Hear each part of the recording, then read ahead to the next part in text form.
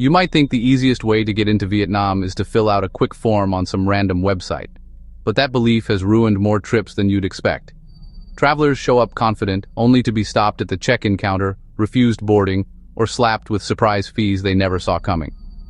And for United States citizens, the visa process looks simple on the surface, until you realize there are three completely different paths, each with its own risks, hidden traps, and time limits that can flip your trip upside down if you choose wrong.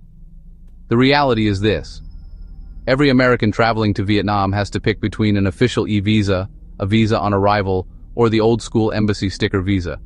One of these is fast, one is risky, and one is the safest, but also the slowest. Miss the tiny details that separate them, and you could lose money, delay your flight, or get stranded before you even leave the United States. Let's start with the option most people try first. The government's e-visa sounds perfect until you read the fine print. On paper, it feels like the dream option for United States travelers. Apply online, upload a photo, pay the fee, wait a few days, and you're done. No lines, no agents, no mystery. And yes, when the system works smoothly, it is one of the cleanest ways to enter Vietnam.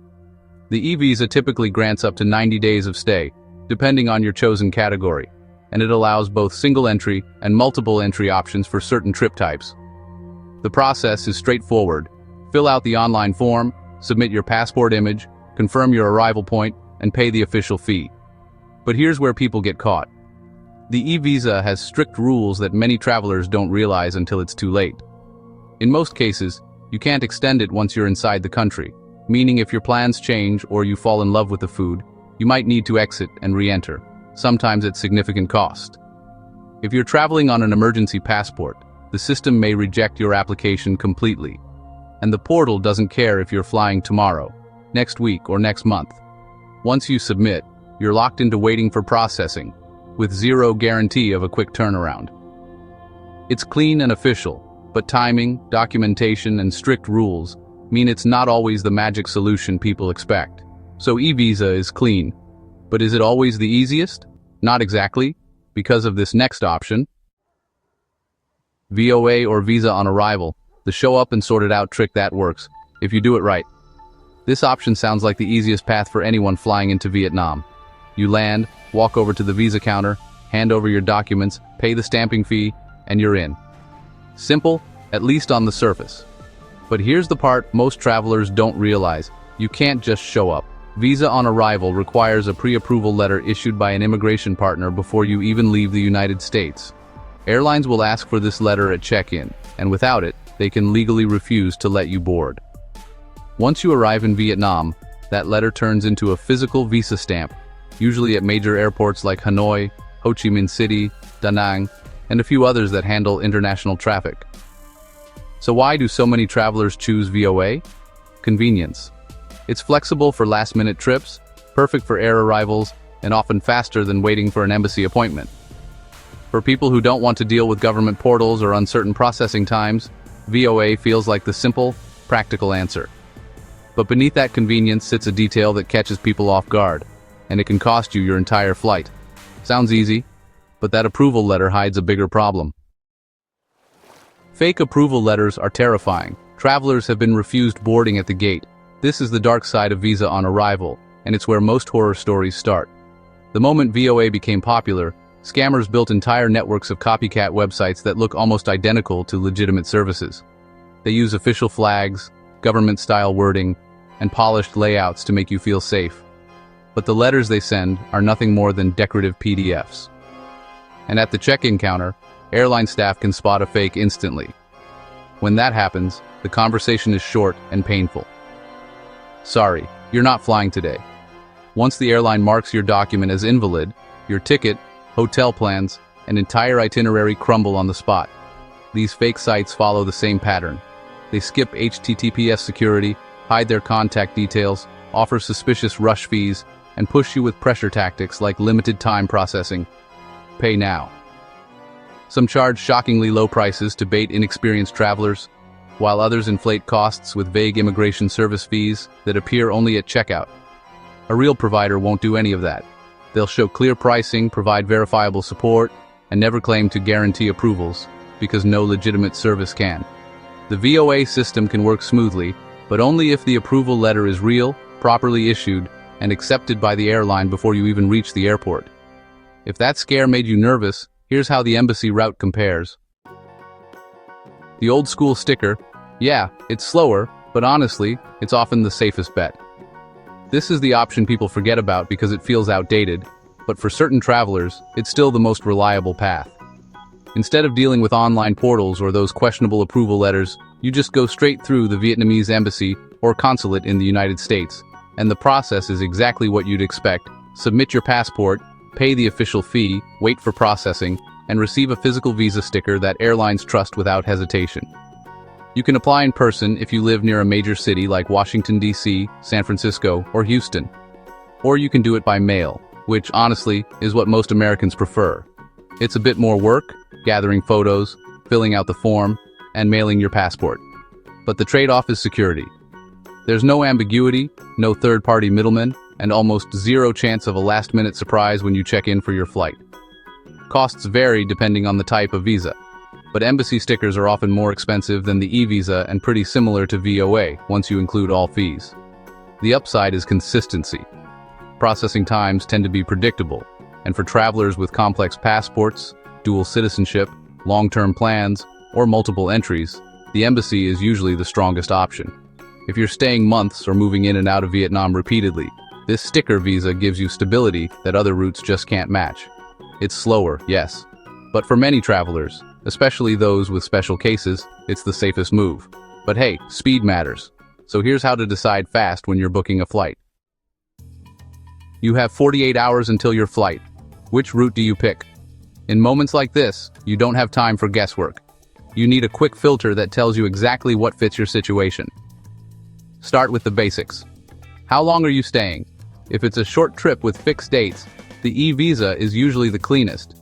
But if you need flexibility or you're unsure about your return plan, VOA or an embassy sticker might give you more breathing room. Next, look at your entry and exit points. Flying into major airports, VOA works. Crossing borders by land or sea, e-visa or embassy sticker only. Then consider your passport status.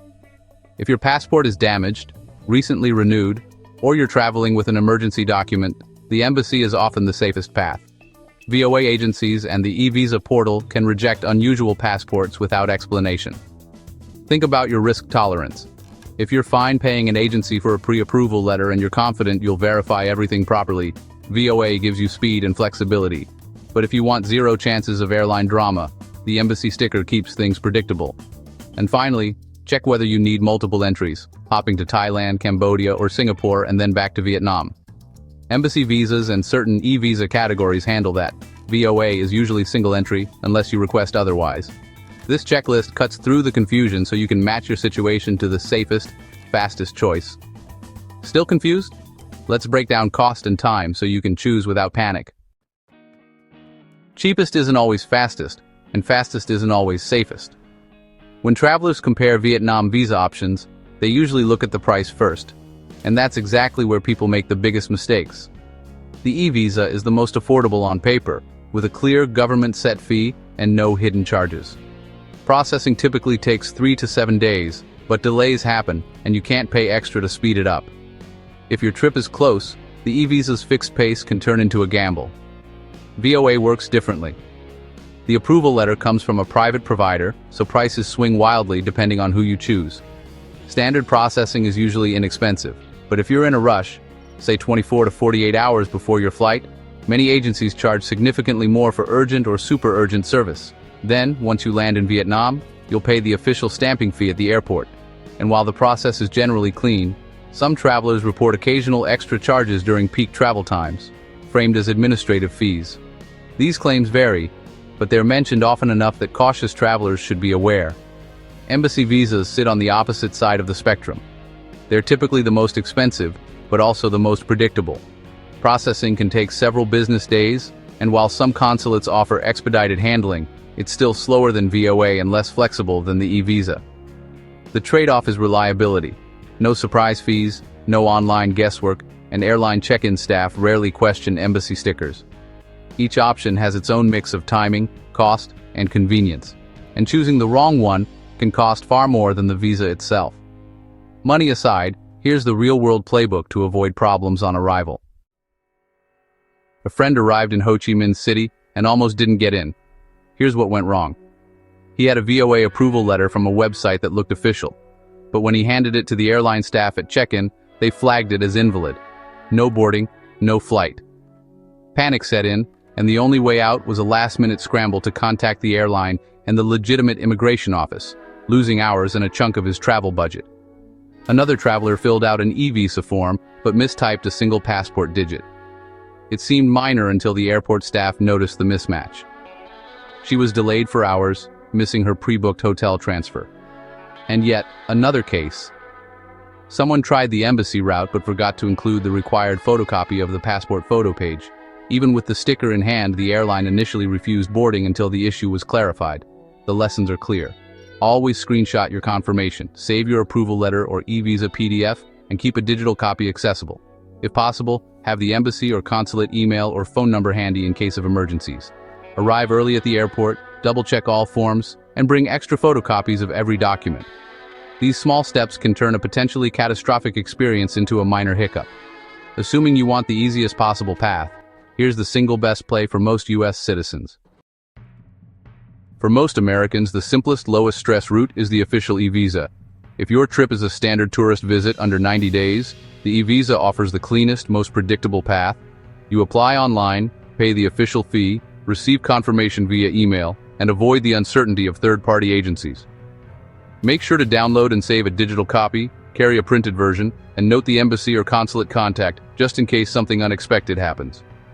If you're booking last-minute flights or your schedule is tight, a verified VOA provider can work, but only if you confirm the legitimacy of the service, check HTTPS security, and avoid suspiciously cheap or high-pressure offers.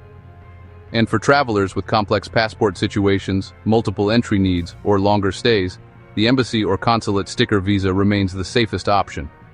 The key is preparation. Double-check all information, have backup documentation, and know which option fits your trip profile. With the right choice, you can arrive in Vietnam with confidence, skipping the stress and surprises that trap so many travelers. One last twist before we wrap up. Vietnam's visa rules have been changing, and the next update could surprise you. In 2025, the government rolled out new visa-free pilot programs for certain nationalities, aiming to boost tourism and streamline short stays. There's also been buzz about potential long-term or golden visa-style programs, though details remain speculative and no official policy has been confirmed. Reports claim these programs could change entry requirements or allow longer visits without traditional visas, but travelers should treat these as rumors until official announcements are made. The lesson? Don't rely on online chatter, social media speculation, or unofficial travel blogs. Policies can shift quickly, and a single outdated guide can mislead you. Always check the official Vietnam e-visa portal, that's visa.gov.vn, or the Vietnamese embassy or consulate website for the latest rules, fees, and accepted documents. Keeping an official reference handy ensures you aren't caught off guard by sudden changes at the airport or during your trip. Here's the quick takeaway you can use right now. Here's the rule of thumb. For most U.S. travelers, start with the official e-visa. It's reliable, predictable, and simple. If you're flying last minute, make sure any VOA provider is verified. Double-check every detail, and carry printed proof of your approval. For complex passports, multiple entries, or longer stays, the embassy sticker remains the safest fallback. Now here's the part that keeps travelers talking. Which path would you choose? The safe, predictable sticker or the fast, riskier convenience of VOA? Share your choice in the comments below, and don't forget to subscribe for more tips on traveling smarter. Check the description for verified links to the official e-visa portal and embassy contacts so you can book with confidence.